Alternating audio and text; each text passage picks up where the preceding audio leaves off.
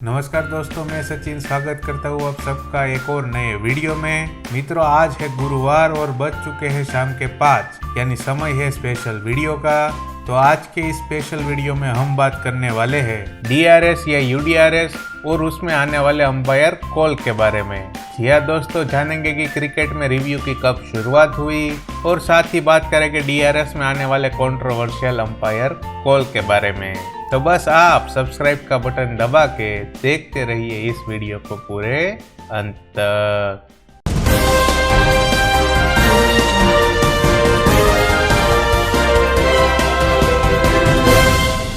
दोस्तों, अब तो तकरीबन सभी मैच में डीआरएस उपलब्ध होता है और ये आम बात हो गई है। लेकिन शुरू में ऑन फील्ड अंपायर जो फैसला लेते थे उसी को मान्य रखा जाता था। फिर 90 के दशक में अंपायर के लिए रिव्यू उपलब्ध हुआ, जिस कारण वो रनआउट और स्टंपिंग जैसे कई डिसीजन में थर्ड अंपायर की सहायता लेने लगे और फिर बाद में ऐसी सुविधा खिलाड़ियों को भी मिलने लगी। तो चलिए अब हम बात करते हैं क्रिकेट मैचेस में लिए जाने वाले रिव्यूज के बारे में। तो दोस्तों, अभी प्रत्येक मैच में 2 तरह के रिव्यूज होते हैं।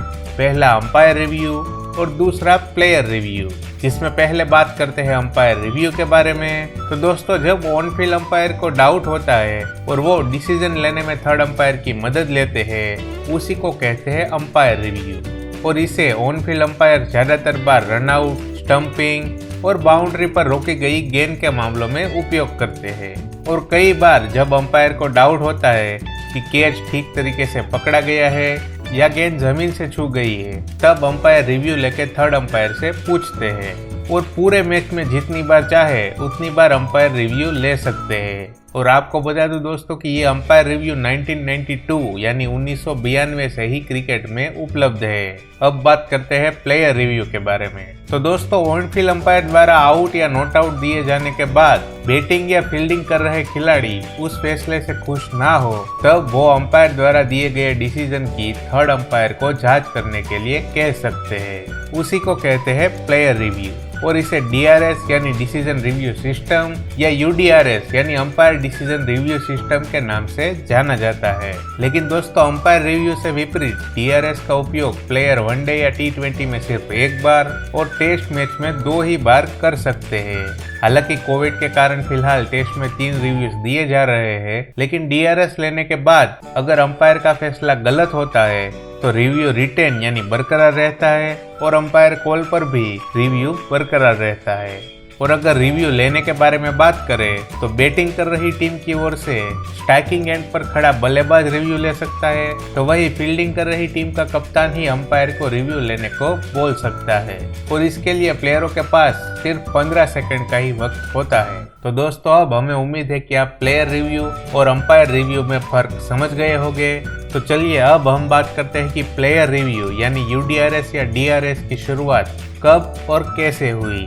तो जैसा कि हमने आपको पहले ही बताया दोस्तों कि 1992 से ही on field umpire run out, stumping, fair catch जैसे कई डाउटफुल डिसीजन के लिए थर्ड अंपायर के पास जाते थे और फिर थर्ड अंपायर रिप्ले देखकर उस मामले में क्या डिसीजन लेना है इस बारे में ऑन फील्ड अंपायर्स को बताते थे।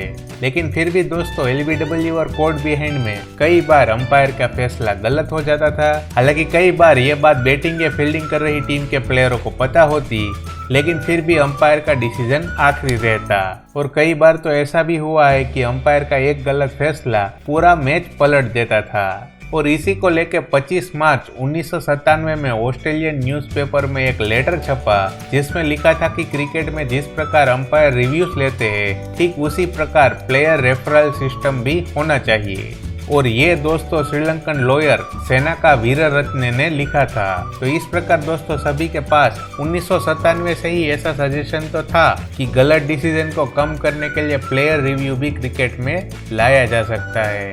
लेकिन फिर इस पर कई तर्क वितर्क किए गए और कुछ लोगों ने इसे सपोर्ट किया तो वही कुछ लोगों ने इसे गलत बताया।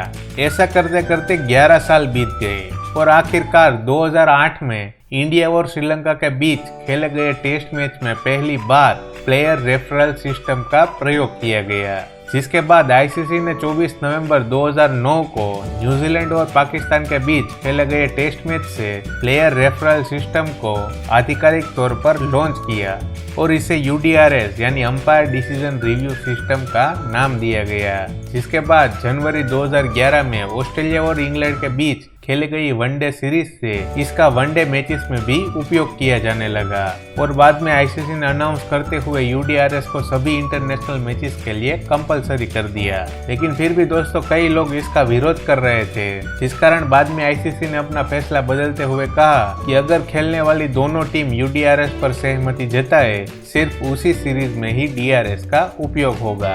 और 2013 में आईसीसी ने टेस्ट मैच में प्रायोगिक तौर पर एक फैसला लिया जिसके मुताबिक इनिंग में 80 ओवर के बाद रिव्यू वापस से रिटेन हो जाते थे। फिर आया 2014 का साल, जिसमें ऑस्ट्रेलिया और साउथ अफ्रीका के बीच खेली गई वनडे सीरीज में एक और बदलाव हुआ, जिसमें ऑन फील्ड अंपायर और थर्ड अंपायर के बीच होने वाली बातचीत को भी ब्रॉडकास्ट करना शुरू किया। फिर 2017 में दोस्तों आईसीसी T20 में भी डीआरएस का उपयोग करने के लिए राजी हो गई और तब इंडिया ऑस्ट्रेलिया की T20 सीरीज से ही इसका पहली बार उपयोग हुआ और बाद में उसी साल खेली गई पीएसएल के नॉकआउट मैचेस में भी डीआरएस का उपयोग हुआ और इस प्रकार पीएसएल ऐसी पहली T20 लीग बनी जिसमें डीआरएस का उपयोग किया गया हो। और फिर 2017 में डीआरएस के नियमों में आईसीसी ने वापस से बदलाव किया, जिसके मुताबिक टेस्ट मैच में 80 ओवर के बाद रिव्यू रिटेन ना करके पूरी इनिंग में सिर्फ 2 ही रिव्यू रखे गए और साथ ही कहा गया कि एलबीडब्ल्यू के डिसीजन में अगर अंपायर कॉल आए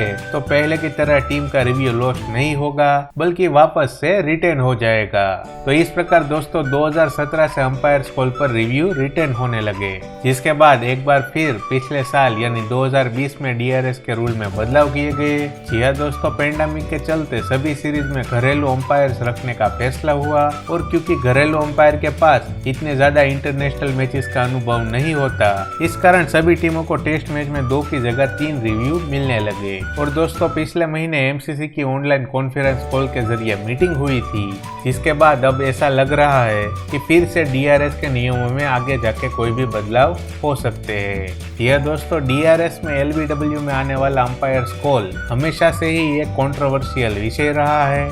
तो चलिए अब हम इसी के बारे में बात करते हैं। तो अंपायर्स कॉल एक बहुचर्चित विषय है और कुछ लोग इसे सपोर्ट करते हैं तो वही कुछ लोग इसे बिल्कुल ही बकवास मानते हैं। और दोस्तों अंपायर्स कॉल तभी आता है जब डीआरएस में गेंद का 50% से कम हिस्सा स्टंप को लगे, यानी जब भी आधे से कम गेंद स्टंप को लगे तो वो अंपायर्स कॉल ही होता है। और स्टंप की बात करें तो दोस्तों इसमें बेल्स काउंट नहीं होते, सिर्फ स्टंप ही काउंट होते हैं। मतलब ऑफ स्टंप की शुरुआत से लेकर लेग स्टंप जहां खत्म होता है वहां तक और नीचे से लेकर स्टंप के ऊपरी भाग तक के हिस्से को गेंद 50% से ज्यादा लगे तो ही डिसीजन ओवरटर्न हो सकता है, वरना अंपायर्स कॉल ही आएगा। और क्योंकि दोस्तों इसमें बेल्स काउंट नहीं होते, इसलिए हाइट के मामले में ज्यादातर बार अंपायर्स कॉल ही आता है और ठीक इसी प्रकार इम्पैक्ट भी गिना जाता है। और आपको बता दूं दोस्तों कि पिछले महीने एमसीसी के कॉन्फ्रेंस में कुछ लोगों का कहना था कि अंपायर्स कॉल को अब पूरी तरह से हटा देना चाहिए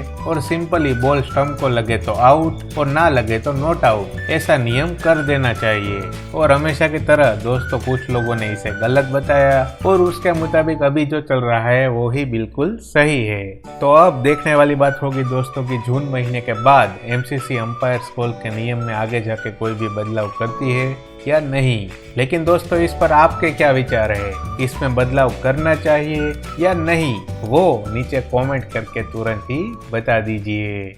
तो बस दोस्तों यही था इस बार के खास वीडियो में और मिलते हैं एक और स्पेशल वीडियो के साथ अगले गुरुवार शाम 5 बजे।